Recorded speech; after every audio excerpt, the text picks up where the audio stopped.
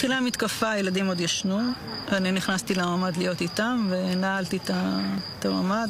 רותם מקיבוץ כפר עזה, אם חד-הורית לירדן בן 6 ויובל בת 4. הסברתי שיש סכנה בחוץ ויש אנשים רעים, ואז אני שומעת את הדלת של הבית שלי נפרצת, ואני שומעת דיבורים בערבית בתוך הבית שלי.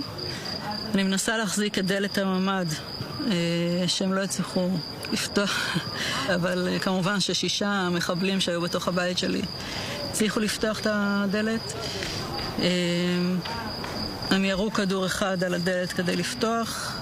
במזל הדלת נפתחה והכדור רק שרט אותי והמשיך ופגע בארון, והם נכנסים ואני אומרת להם, יש לי פה 2 ילדים.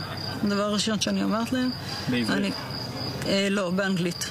הם מסתכלים ואז אחד אומר לי באנגלית, אל תדאגי, אני מוסלמי, אנחנו לא נפגע בכם.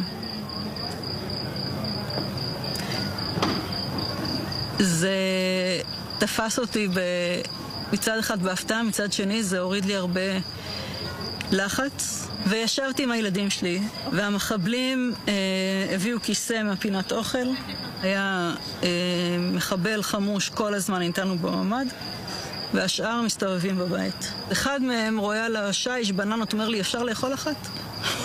אמרתי לו, כן, אתה יכול לאכול אחת. מה הילדים אומרים? הגדול קצת יותר נלחץ, הקטנה לא ממש הזיז לה, הייתה עסוקה בטאבלט שלה. מה שכן הפחיד אותם קצת זה הנשק. היה איזה קונסיליום שלהם ליד הממ"ד די בהתחלה, דיברו בערבית, ובן שלי שואל אותי, הם עכשיו חושבים איך להתנצל? אמרתי לו שכנראה שלא. הם היו אצלי בערך 2 שעתיים. בסוף השעתיים האלה אחד מהם סוגר לי את דלת הממ"ד והם יוצאים. זהו. וזהו.